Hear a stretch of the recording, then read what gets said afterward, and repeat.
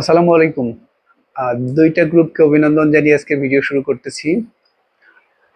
আজ মহান 23 মে 2025। আজকে নাকি 20টার মতো অনেক জায়গায় দেখলাম 23 মে 23টা পরীক্ষা, আবার অনেক জায়গায় দিছি 13টা পরীক্ষা, 17টা পরীক্ষা। যাই হোক, যতগুলোই পরীক্ষা থাক, তা আমার মনে হয় ম্যাক্সিমাম জব সিকারেরই একাধিক পরীক্ষা ছিল। মানে ম্যাক্সিমাম আমার আশেপাশের বন্ধু বান্ধব, ছোট ভাই বড় ভাই যাদের সাথে কথা হয়েছে সবারই মোটামুটি সকালে একটা বিকেলে একটা ছিল।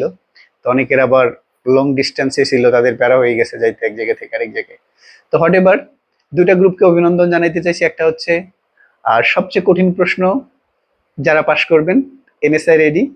আর সবচেয়ে সহজ প্রশ্ন যারা পাশ করবেন, বিআরইবি রেজিএম। তো দুইটা গ্রুপকেই অগ্রিম অভিনন্দন। কারণ আপনারা আপনারা আসলেই মহান ভাই। কারণ এই এত কুত্তা কঠিন মার্কা কোশ্চেনে এখন পাস তো কেউ না কেউ করবে, কিন্তু ওই যে আপনারা যে আপনাদের নার্ভকে মানে সংযত রাখতে পারছেন এত প্রেসারের মধ্যেও, সবকিছু ঠিকঠাক রেখে আপনারা অবশ্যই কৌশলী স্ট্র্যাটেজিটা ফলো করতে পারছেন পরীক্ষার হলে। বাকি অনেকেই আছে যারা হচ্ছে কোশ্চেনটা একটু ইজি হইলে তারা পাশ করতো, কারণ তারা কোশ্চেন দেখে আসলে ঘাবড়ে গেছে। দেখা গেছে যে ধরেন বাংলা একটু ইজি হয়েছে, বাংলা একটু দাগায়, যখন তারা ম্যাথে চলে গেছে বা ইংলিশে চলে গেছে, কোশ্চেন পড়ে তারা জাস্ট শক যে না, আমার দ্বারা আর সম্ভব হবে না। এভাবে অনেকে কিন্তু পিছিয়ে গেছে। কিন্তু আপনারা যারা পাশ করবেন, তারা এই কি বলে প্রতিকূল পরিস্থিতিতেও নিজেকে সংযত রাখতে পারছেন, নিজেকে ঠান্ডা রাখতে পারছেন, নিজের মাথাকে ঠান্ডা রেখে আপনারা পরীক্ষা দিচ্ছেন, যার দরুন আপনারা পাশ করবেন। এখন কিছু কথা সেই সাথে, এটা তো কঠিনটা গেল, সহজটার ক্ষেত্রেও দেখা যাবে কাটমার্ক 78। আপনারা হচ্ছে 78 পে যারা পাশ করবেন বিআরইবি রেজিএম, তাদেরকে অভিনন্দন। কারণ তাদেরও ব্যাপক পরিশ্রম আছে ভাই। আপনারা জব সলিউশন এত সুন্দরভাবে মুখস্থ করছেন, না হলে তো এটা সম্ভব না, অনেকেই পারবে না।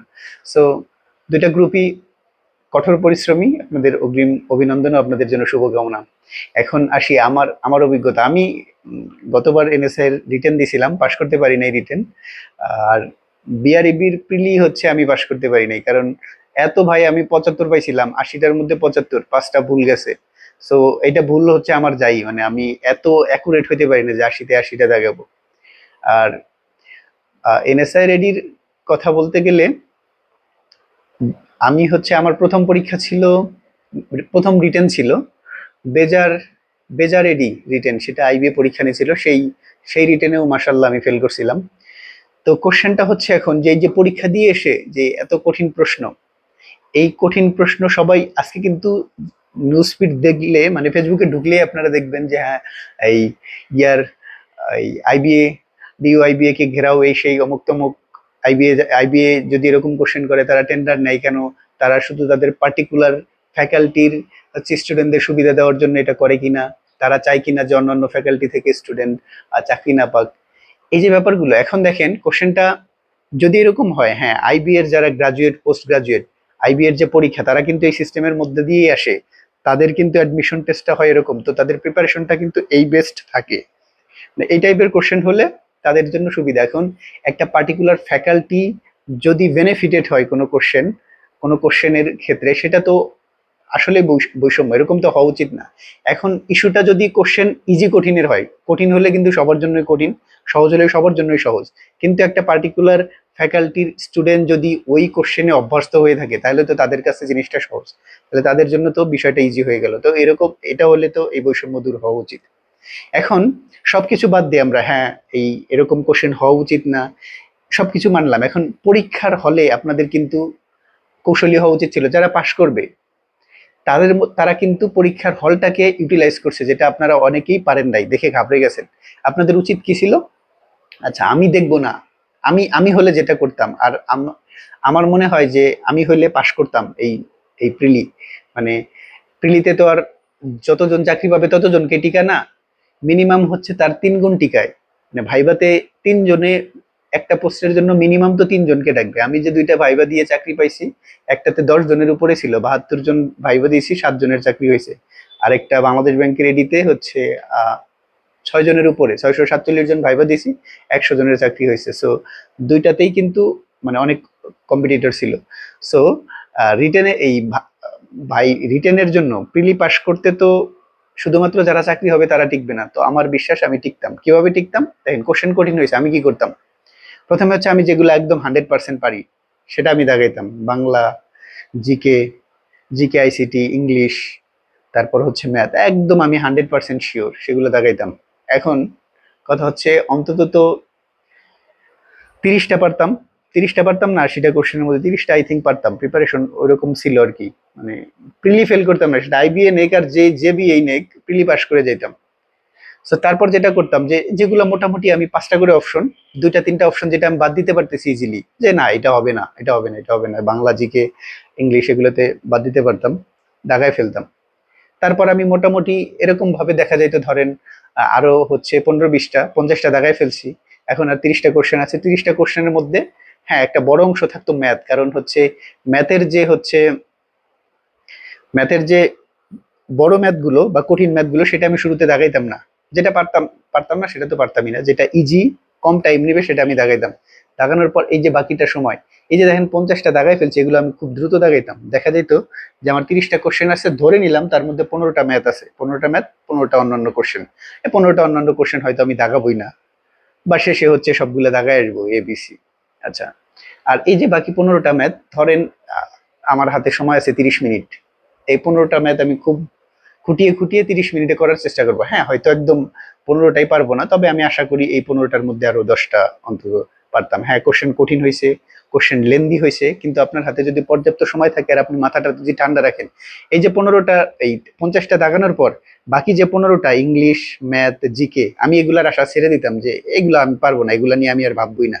আমি এই পুরো 30 মিনিট সময় ইনভেস্ট করতাম আমার ম্যাথে, যে আমি ম্যাথ হয়তো একদম আমার ডিরেক্ট কোশ্চেনটা দেখে আমার মাথা ঘাবড়ে যাচ্ছে যে এটা এভাবে হয়তো হবে না, তবে আমি কোশ্চেনটা যখন কয়েকবার পড়তাম, পড়ে লিখতাম, তখন হচ্ছে আমি আইডিয়া আইডিয়া আইডিয়া পেয়ে পেয়ে, এরকম আমার অনেক পরীক্ষা হয়েছে যে একটা ম্যাথ আমি প্রথমবার দেখে মনে হয়েছে না এটা আমি পারবো না, কিন্তু যখন সেকেন্ড টাইম বা থার্ড টাইম কোশ্চেনটা পড়ছি, চট করে মাথায় চলে আসছে যে এটা কিন্তু এইভাবে চিন্তা করা যায়, এইভাবে চিন্তা করলে হয়ে যায়। বা অপশন গুলো দেখে অপশনের ভ্যালু গুলো হচ্ছে কোশ্চেনে বসায়, এইভাবে বিভিন্ন ভাবে কিন্তু আসলে সলভ করা যায়। সো এইভাবে যদি টাইমটা ইউজ করতেন, অনেকেই হয়েছে হয়তো আরো বেটার মার্ক পেতেন। তারপর 20% নেগেটিভ মার্ক। 20% নেগেটিভ মার্ক মানে কি?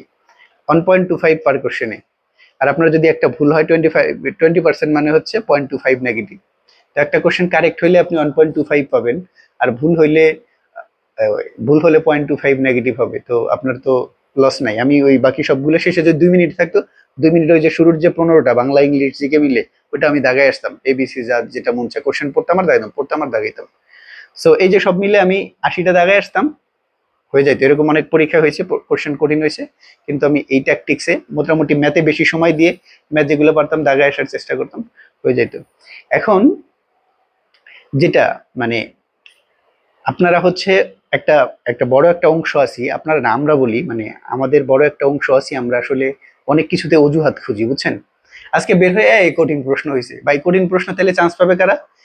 কঠিন প্রশ্ন হয়েছে ঠিক আছে, আমি মানতেছি যে আপনার সাথে বৈষম্য হয়েছে, কিন্তু এখন এক্সাক্ট পরীক্ষার হল থেকে তো এই পরীক্ষা তো বাতিল হয়ে যায় নাই, আপনি আপনি তো পরীক্ষায় বসছেন। এখন আপনার তো ওখানে অপটিমাম, মানে অপটিমাম ওয়েতে হচ্ছে পরীক্ষাটা দেওয়া উচিত, যাতে আপনি সর্বোচ্চ মার্কটা পান প্রিলিতে। এখন পরীক্ষার হলে এই যে আপনি আপনাকে এই পরীক্ষার হল থেকে বের হয়ে আপনি বলছেন হ্যাঁ কোশ্চেন কঠিন হয়েছে, এটা আমাদের হবে না। ভাই সবাই কি এই আইবিএ ফ্যাকাল্টি থেকে টিকবে? অবশ্যই না, অবশ্যই জেনারেল স্টুডেন্ট টিকবে, অন্য ফ্যাকাল্টির স্টুডেন্ট টিকবে। ঠিক আছে? তো চাইবেন, হ্যাঁ বৈষম্য হলে সেটার তো সমাধান করতে হবে, সেটা আন্দোলন করে হোক, যেভাবে হোক সেটা তো করতেই হবে, কিন্তু আপনারা একটা পরীক্ষায় বসে যাতে শুধু ওই জিনিসটা আমাদের কোশ্চেন কঠিন হয়েছে আমার দ্বারা এটা হবে না, মানে অ্যাটলিস্ট পরীক্ষায় বসছেন, ওই ওই জিনিসটা হচ্ছে আপনি আপনার সর্বোচ্চটা দিয়ে যে কৌশলে, সর্বোচ্চ কৌশল অবলম্বন করে হচ্ছে আপনি অ্যান্সার করে আসেন। ঠিক আছে? আর আমরা অনেক ক্ষেত্রেই আমরা অজুহাত দিই। আমি ছোট্ট ছোট্ট একটা ইস্যু শেয়ার করি। আমার এক সুপারভাইজার ছিলেন আমার আগের চাকরিতে। উনি হচ্ছেন আহ, উনি হচ্ছেন চোখে দেখে না, মানে লাইফের একটা স্টেজে এসে ওই যে কি আছে, কি এক ডিজিজ আছে সেটার কারণে উনি অন্ধ হয়ে গেছেন। কিন্তু আপনারা যদি ওনার মানে ওনাকে না দেখা পর্যন্ত, ওনার ওনার সম্পর্কে না জানা পর্যন্ত যে উনি যে অন্ধ সেটা আপনারা কোনোভাবেই বুঝতে পারবেন না। মানে ওনার কাজকর্মে এত নিখুঁত। আমি জাস্ট চিন্তা করি যখন, মানে আমি যখন ডিমোটিভেট হয়ে যাই, যে আপনারা অনেকে এই লাস্ট কয়েকটা ভিডিওতে বলছেন ভাই কিছু মোটিভেশনাল ভিডিও দেন, মোটিভেশনাল। আমি যদিও ব্যক্তিগতভাবে মোটিভেশন দেওয়া নেওয়া দুইটাই আসলে অপছন্দ করি, মানে আমার কেন জানি মনে হয় না যে মানুষের কথা শুনে মোটিভেটেড, কিন্তু আমি ওনাকে দেখে খুবই ইমপ্রেসড মানে কি বলবো, আমি আমি যখন কাজ করতাম বিভিন্ন কেজে হচ্ছে বানান টানান ভুল হইতো। তো আমি দেখতাম উনি এই যে ধরেন করেন করেন শব্দের সাথে আমার দন্ত নটা লিখতে গিয়ে ডাবল হয়ে গেছে। উনি আমাকে এই আইপিতে ফোন দিয়ে বলতো যে, "এই, রাব্বানি, তুমি এটা কি করছো? এটা এই বেশ কিছু শব্দ দেখি তুমি এই ধরেন আকার ডাবল হয়ে গেছে, করে না তার সাথে আরেকটা আকার দিছে।" এই জিনিসটা উনি আমাকে ফোন দিয়ে বলতেছে। আমি অ্যাস্টনিশ যে উনি চোখে দেখে না কিন্তু এত নিখুঁত ভাবে সবকিছু চেক করতেছে। আর ওনার কাজকর্ম মানে সবকিছু এত ইয়া যে আমরা একসাথে মিটিং করতেছি, আমি অনেক কিছু ভুলে গেছি, লিখতে পারি নাই। উনি তো আর মানে উনি তো আর লেখে না, কিন্তু ওনার একদম পাই টু পাই মুখস্থ। মানে কি বলবো, আর যখন এক একটা কেস উনি উপস্থাপন করতো, মানে জাস্ট বলার মতো না একদম। আমার আমি যেটা দেখে দেখে ভালোভাবে বলতে পারতেছি না, উনি হচ্ছে মুখস্থ বলে দিচ্ছে সব। মানে এত মেধাবী আর এতই। তো আমরা সেখানে কি মানে আমাদের অজুহাতটা কোথায়? উনি ওনার যে এই যে এত বড় একটা মানে আছে বাধা, উনি চোখে দেখেন না, তারপরে এত সুন্দরভাবে সব কাজ একদম নিখুঁত ভাবে করেন। সো আমরা যারা আমরা যারা এই জিনিসটাকে কঠিন ভাবে নিচ্ছি, হ্যাঁ হয়তো আইবিএ প্রশ্ন করবে শুনলেই একটা, এই যে আপনারা বিগত বেশ কয়েকটা কোশ্চেন দেখে আসছেন যে এই যে সাধারণ বীমা কর্পোরেশন, পেট্রো বাংলা, আজকে এনএসআইডি, এরকম বেশ কিছু পরীক্ষায় কিন্তু আপনারা দেখছেন যে এরা কিন্তু মোটামুটি কোশ্চেন কঠিন করে। সো আপনি যদি আপনাকে মানে ভালোভাবে প্রিপেয়ার করেন, সো এটা অসম্ভব না যে আইবিএর করা কোশ্চেন আপনার একদম পারবেন না, এরকম অসম্ভব কিছু না। সো আপনারা নিজেকে প্রস্তুত করেন। তারপর আমি যেটা শুরুতে বলছি যে বৈষম্য যদি হয় সেটা তো অবশ্যই হচ্ছে কি করতে হবে, আহ সেটা তো সমাধান করতে হবে। কোনো স্পেসিফিক কোনো স্টুডেন্ট, কোনো ফ্যাকাল্টি, কোনো ডিপার্টমেন্ট, কোনো ইউনিভার্সিটিকে তো স্পেসিফিক কোনো কিছুতে হচ্ছে বেনিফিট দেওয়া যাবে না। এটা এটা একটা জেনারেল পরীক্ষা, সবার জন্য ইকুইভ্যালেন্ট। এই যে অনেকে দেখলাম লেখালেখি করতেছেন, কথাটা যৌক্তিক যে চাষার ছেলে চাষা হবে। হ্যাঁ, আপনারা যদি একটা এলাইট ক্লাসের জন্য হচ্ছে এরকম রিক্রুটমেন্টটা করেন, সেটা তো হবে না। এটা অবশ্যই একটা লেভেল প্লেইং ফিল্ড থাকতে হবে, সবার জন্য সেম ক্যাটাগরির জিনিস হইতে হবে। একটা পার্টিকুলার কোনো ফ্যাকাল্টিকে অবশ্যই বেনিফিট দেওয়া যাবে না। সো অনেক আউল ফাউল কথা বলে ফেললাম। তো আপনারা যেটা চেষ্টা করবেন যে বৈষম্য হলে সেটা তো দূর করতেই হবে, কিন্তু আপনি যে পরীক্ষাটাতে বসে গেছেন সেটাতে মাথা ঠান্ডা রেখে নিজেকে হচ্ছে নিজের সর্বোচ্চটা দিয়ে পরীক্ষাটা দিয়ে আসার চেষ্টা করবেন। Best wishes for all.